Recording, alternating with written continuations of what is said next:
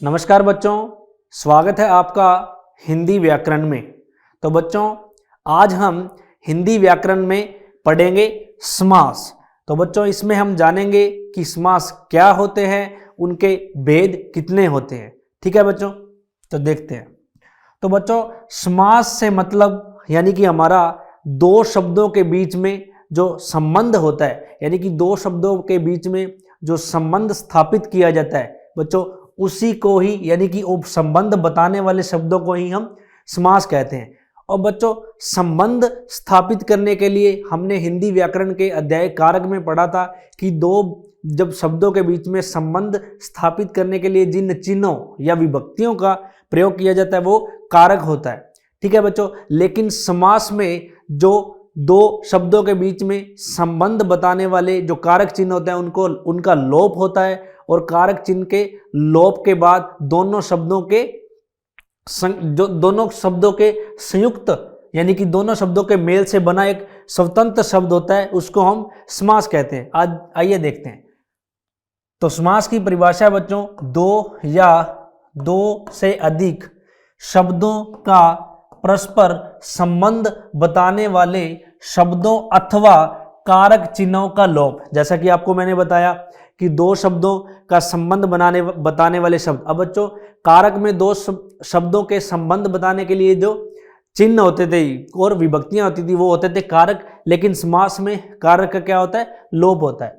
तो लोप होने पर उन दो अथवा दो से अधिक शब्दों के मेल से बने एक स्वतंत्र शब्द को ही क्या कहते हैं, समास कहते हैं। इसे बच्चे हम एक उदाहरण के द्वारा समझते हैं। जैसे मान लीजिए हमारे पास यहाँ था दया का सागर, यानी यहाँ पर दो शब्द है दया और सागर, उनके बीच में संबंध स्थापित करने के लिए यहाँ पर जो कारक है का, इसका बच्चों अगर हम लोप कर दें तो हमारे पास एक समासिक शब्द बनता है दया सागर। तो बच्चों, ये दया सागर क्या होगा, समासिक शब्द होगा। यहाँ पर आपने देखा कि दया सागर में दया और सागर के बीच में जो संबंध स्थापित हो रहा है, संबंध स्थापित करने वाला जो कारक है उसका लोप हो रहा है। ठीक है, तो उदाहरण में दया और सागर इन दो शब्दों का परस्पर संबंध बताने वाले का प्रत्यय का लोप होकर एक स्वतंत्र शब्द बना है, यानी कि दया सागर। क्या है बच्चों, दया सागर। और इसी को ही हम समासिक शब्द या समास कहेंगे। तो बच्चों, साधारण या सरल भाषा में अगर कहें तो दो शब्दों या दो से अधिक शब्दों के बीच में संबंध बताने वाले शब्दों को क्या कहते हैं, समास कहते हैं। आगे देखते हैं बच्चों। आगे बच्चों हम बात करेंगे अब समास के भेद की। तो बच्चों, समास के परंपरागत रूप से कितने भेद होते हैं, 6 भेद। पहला भेद होता है बच्चों इसका द्वंद्व समास, इसके बारे में बच्चों हम आगे पढ़ेंगे। दूसरा होता है द्विगु समास, तीसरा होता है तत्पुरुष समास, चौथा होता है बच्चों कर्मधारय समास, पांचवा होता है अव्ययी भाव समास, और छठा होता है बहुव्रीहि समास। तो बच्चों, समास के कितने भेद होते हैं, 6 भेद होते हैं। अब बच्चों इनके बारे में हम विस्तारित रूप से पढ़ेंगे। तो सबसे पहले हम बात करेंगे आगे द्वंद्व समास की। किसकी, द्वंद्व समास की। तो बच्चों, द्वंद्व समास में यानी कि जिस शब्द में पूर्व पद और उत्तर पद दोनों ही क्या हो, प्रधान हो, वहां पर बच्चों हमारा जो समास होता है वो द्वंद्व समास होता है। जैसे देखिए कि जिस समास में पूर्व पद यानी कि पहले वाला पद और उत्तर पद दोनों ही प्रधान हो, अर्थात अर्थ की अगर दृष्टि से दोनों का स्वतंत्र अस्तित्व हो, यानी कि अगर हम दोनों अर्थ निकाले शब्दों का, दोनों का अलग अलग अर्थ स्वतंत्र रूप से होगा, तो उनके मध्य संयोजक शब्द का लोप तो द्वंद्व समास कहलाता है। ठीक है बच्चों, अब ध्यान से देखिए, हमारे पास जो यहाँ पर माता और पिता है, तो माता और पिता में संयोजक शब्द है हमारे पास और। यदि हम यहाँ पर और का लोप कर दे तो यहाँ पर हमारे पास संयोजक चिन्ह यानी कि डैश का हम इस्तेमाल करेंगे माता और पिता।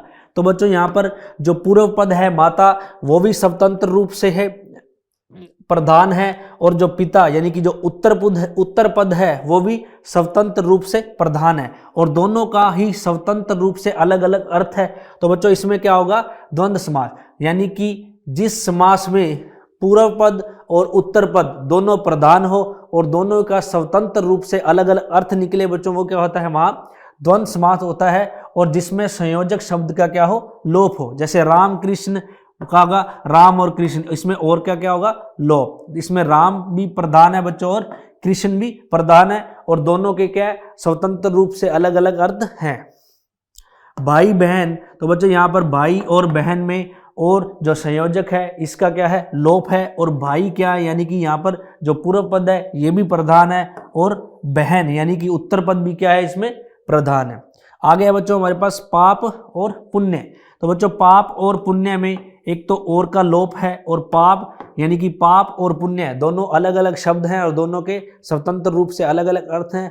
और यहाँ पर जो पाप है वो पूर्व पद है यानी कि पूर्व पद की भी प्रधानता है और जो पुण्य है बच्चों उत्तर पद, और यहाँ पर उत्तर पद की भी प्रधानता है। उसी प्रकार बच्चों सुख और दुख यानी कि सुख और दुख में यहाँ पर सुख दुख में और का लोप है और सुख यहाँ पर पूर्व पद की प्रधानता है और दुख में यहाँ पर उत्तर पद की प्रधानता है। तो द्वंद्व समास बच्चों क्या होता है, ऐसा समास जिसमें पूर्व पद और उत्तर पद दोनों की प्रधानता हो, दोनों का अर्थों की दृष्टि से अलग अलग स्वतंत्र रूप से अलग अलग अर्थ निकले। आगे चलते हैं बच्चों, आगे है हमारे पास द्विगु समास। तो बच्चों द्विगु समास वह समास होता है जिस समास का जो हमारे पास शब्द होता है उसका जो पूर्व पद हो वो बच्चों संख्यावाचक हो। क्या हो, संख्यावाची हो, यानी कि पूर्व पद के अंदर हमें संख्या का बोध हो। तो बच्चों उसमें कौन सा समास होगा, द्विगु समास। जिस समास में पूर्व पद संख्यावाचक हो द्विगु समास कहलाता है। तो बच्चों उदाहरण के रूप में देखेंगे तो नवरत्न।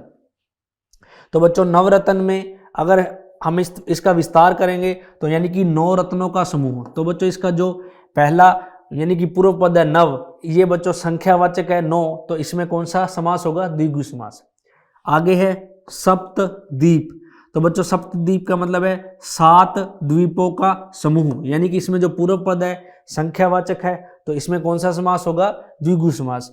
आगे है बच्चों हमारे पास त्रिभुवन। जो बच्चों त्रिभुवन का मतलब होता है 3 भुवनों का समूह। तो बच्चों इसमें जो पूर्व पद है वो संख्यावाची है, इसलिए इसमें कौन सा समास होगा, द्विगु समास। और आगे है सतमंजिल यानी कि 7 मंजिलों का समूह। तो बच्चों इसमें जो पूर्व पद है सत यानी कि उसका मतलब है 7 और वो एक संख्यावाची शब्द है। तो जिस समास में पूर्व पद संख्यावाचक हो वो बच्चों कौन सा होता है, द्विगु समास। आगे बढ़ते हैं बच्चों अगले समास की तरफ, इसका भेद।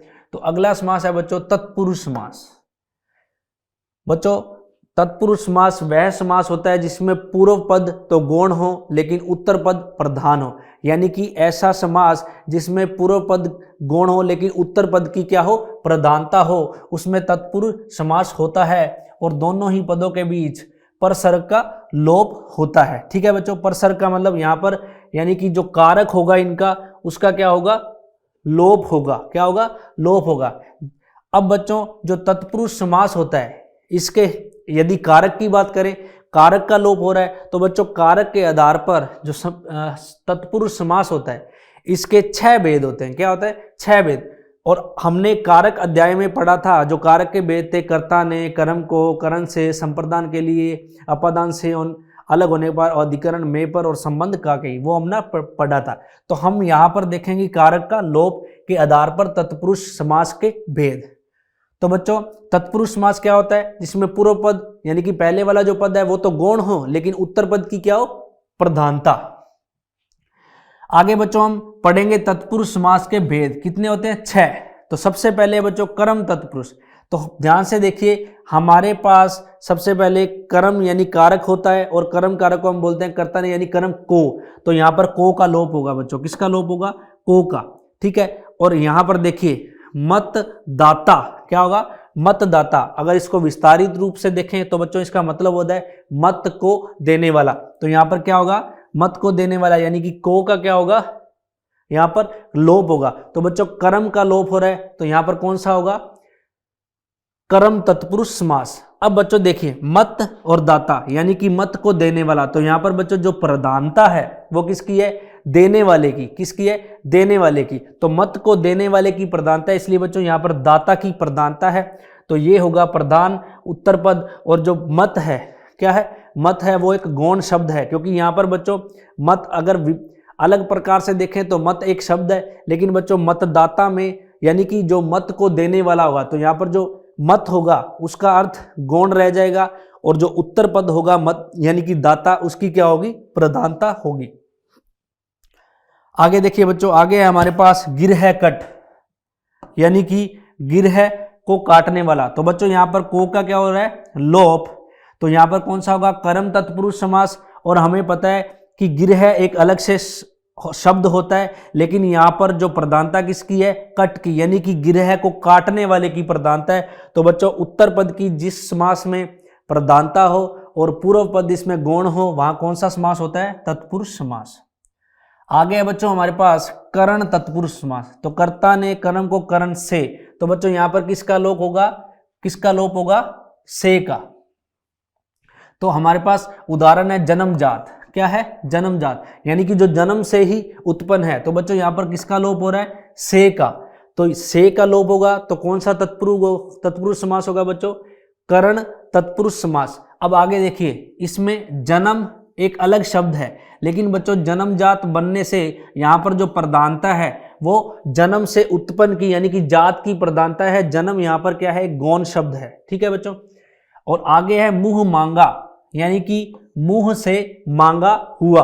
तो बच्चों यहाँ पर से कारक का लोप हो रहा है, इसलिए यहाँ पर कौन सा समास होगा, करण तत्पुरुष समास। उसी प्रकार बच्चों गुणहीन में यहाँ पर से कारक का लोप हो रहा है, और यहाँ पर गुणहीन में कौन सा जो कारक होगा, तो इसमें होगा बच्चों करण तत्पुरुष समास।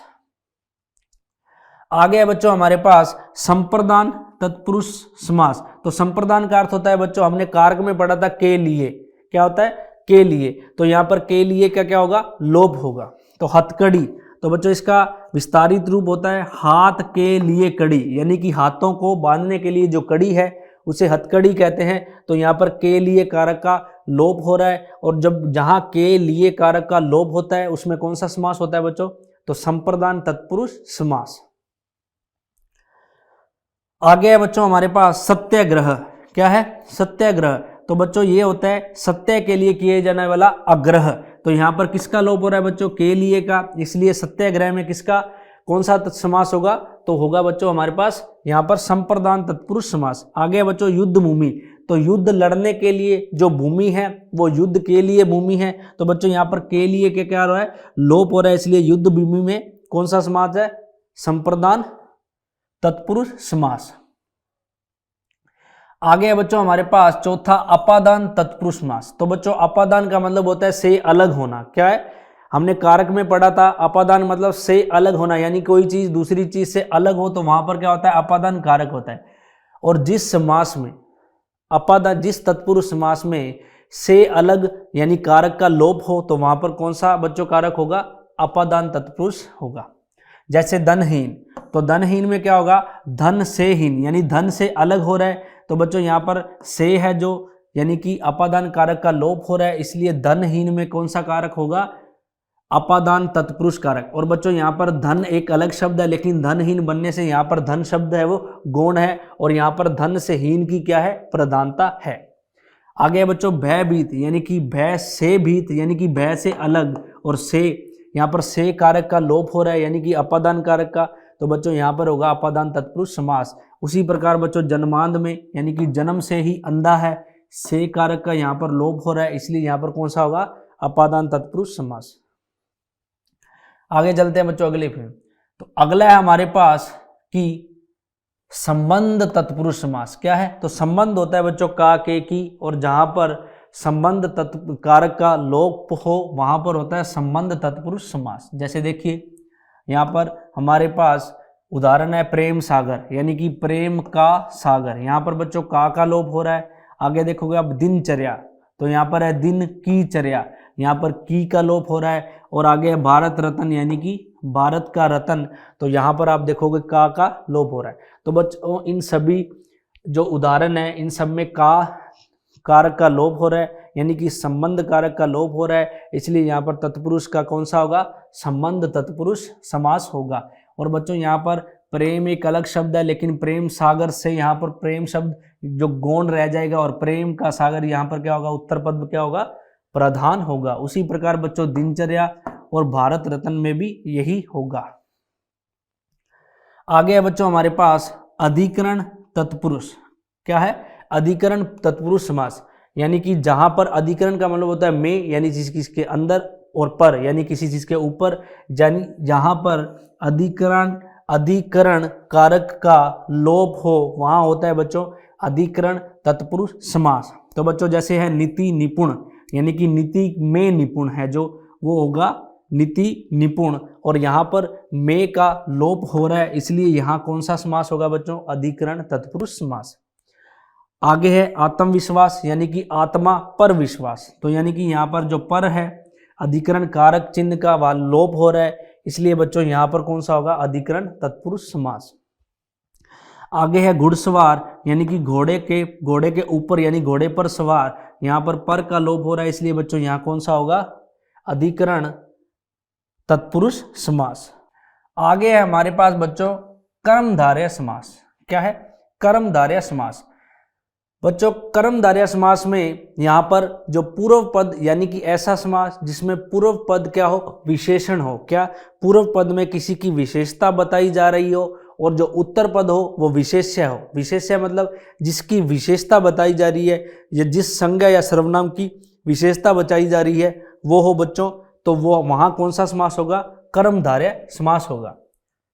जिस समास में पूर्व पद विशेषण और उत्तर पद विशेष्य हो, कर्मधारय समास कहलाता है, और इसमें भी उत्तर पद प्रधान होता है। इसमें भी क्या होता है बच्चों, उत्तर पद प्रधान होता है। जैसे बात करें काली मिर्च।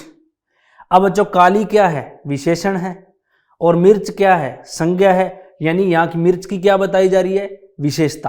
तो बच्चों इसमें कौन सा होगा, कर्मधारय समास, यानी कि काली है जो मिर्च, तो इसमें कौन सा समास होगा, कर्मधारय समास।